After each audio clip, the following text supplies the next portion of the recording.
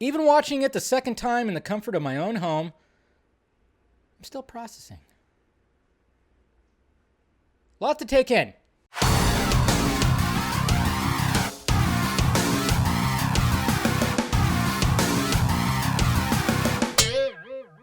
What's happening, film friends? Dave the Film Junkie here, bringing you a film review of The Matrix Resurrections. The Matrix Resurrections, of course, stars Keanu Reeves, Carrie-Anne Moss, Yahya Abdul, you know who's in here, Jessica Henwick, she's there too, and of course, we got one of the Wachowskis back, just Lana, only one, and of course, this is Matrix Resurrections, 20 years in the making, right? Where we see Neo kind of going like, what the hell? What the hell? This is...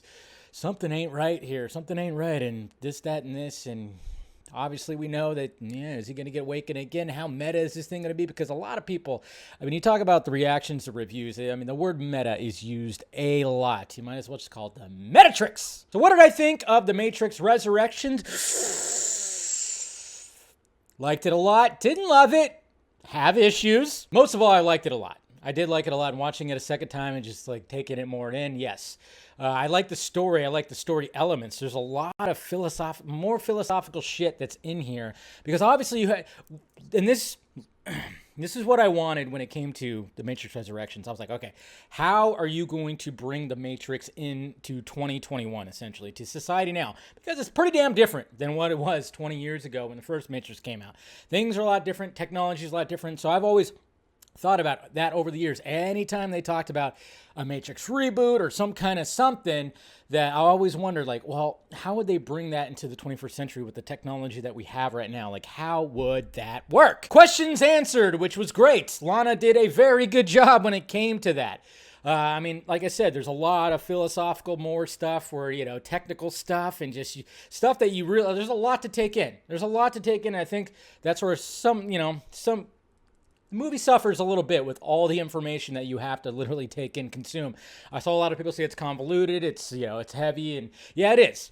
It is. I almost think that this movie should have been, it could have been two different movies, or it could have benefited for being like a pretty damn long movie because, well, if you look at previous, look at like Cloud Atlas or something that the Wachowskis made. That movie was how long? But I do feel like, yeah, there was a lot they were trying to cram in here. And honestly, like anybody who loves the trilogy is going to be satisfied by this, okay? You might have some issues, sure, but you're going to be satisfied by it because the callbacks are pretty good. I love the fact that it's not just flat out flashing back. She does a thing where it's just literally almost parallel scenes and you just kind of get these cuts from the previous movies, from all three of them. So you get like that little aspect to it, which I thought was pretty cool.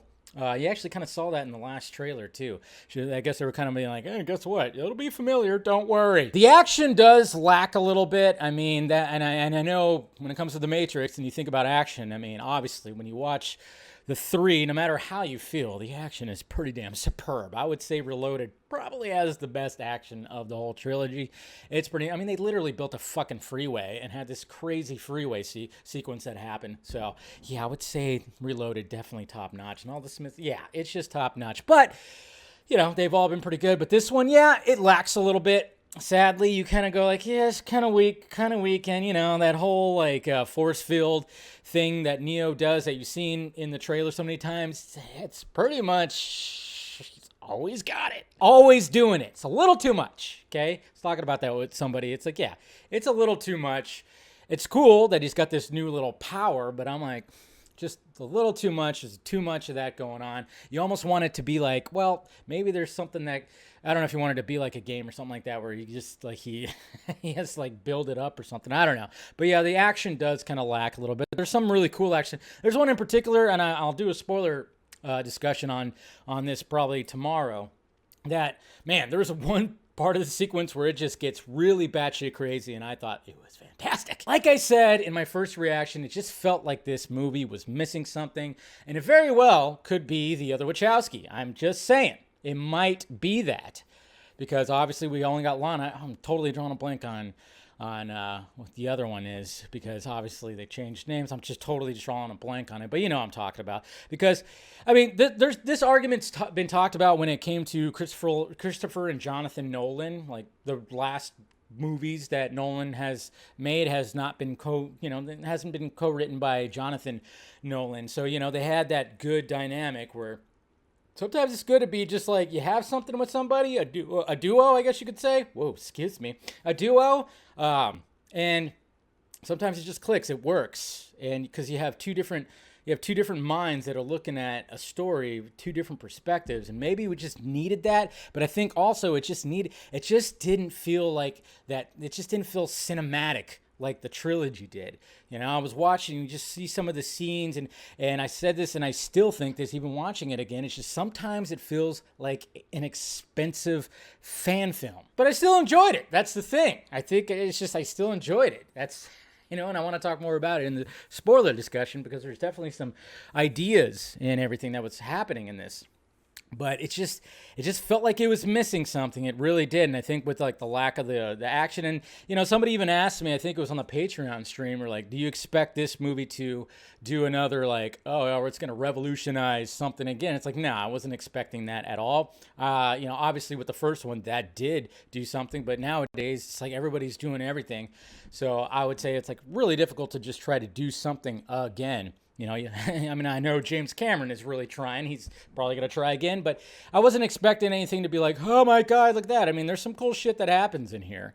Sure. And, but it just seems like it was just missing that a little bit. I mean, yes, it's very self-aware at times. I mean, it makes a jab at Warner Brothers, which I thought was pretty great, but it gets a little...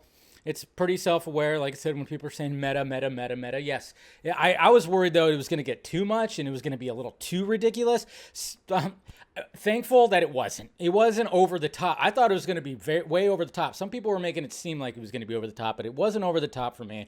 And I thought, okay, everything's kind of landing good. I'm really digging this story. There's just certain elements that just didn't have that Matrix feel that I was going for. And I think there's just some things in there.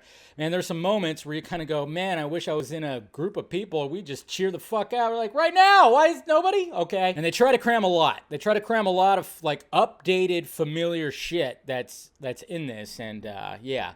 So it does suffer a little bit, but at the same time, I enjoyed it. I'm satisfied being a diehard Matrix fan, loved the original trilogy. I absolutely enjoyed this. I didn't think it was too woke, which I know some people are just automatically just went in there and go, oh, this movie's going to be woke. And sure enough, it's woke, man. It's woke. Like, yeah, there's some those elements in there, I guess, but were you paying attention when there's some things in there, too, that were not? You just had it already okay. You just went in there. Okay. Anyways, guys, that's my review of The Matrix Resurrections. Look forward to my spoiler discussion, because I like to talk about some of the spoilers that happen in here, because some interesting stuff happens. It definitely does. So look forward to that. I'll put that out tomorrow. Let me know your thoughts about it down below. What'd you think about The Matrix Resurrections? Hit that like, thumbs up button if you'd be so kind. Subscribe. If you want to join, hit the join button. Hit that notification bell. You got the Patreon if you want to help out the pirate ship. And, of course, merchandise down below. All right, guys. Talk to you later.